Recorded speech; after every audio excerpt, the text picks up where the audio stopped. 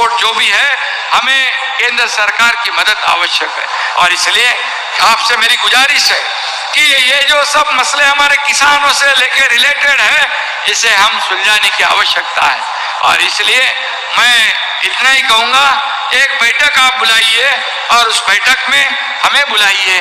अमित भाई होंगे, अमित भाई को भी हम लोग बोलते हैं, आदरणीय प्रधान गुजारिश करेंगे की आमच्या शेतकऱ्यांच्या सोयाबीन कापसाला चांगला भाव मिळाला पाहिजे आणि शेतकऱ्यांचं कल्याण झालं पाहिजे।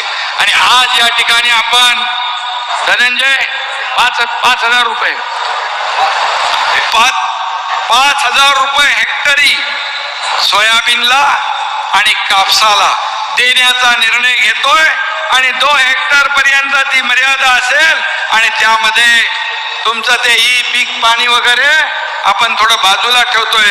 7/12 ज्याची नोंद आहे सोयाबीन कापसाची, त्याला हे पैसे देण्याचा निर्णय आपण आज घेतोय। आणि म्हणून आज या ठिकाणी शेतकऱ्यांसाठी हा खऱ्या अर्थाने आणि त्याचबरोबर ज्या योजना शेतकऱ्यांना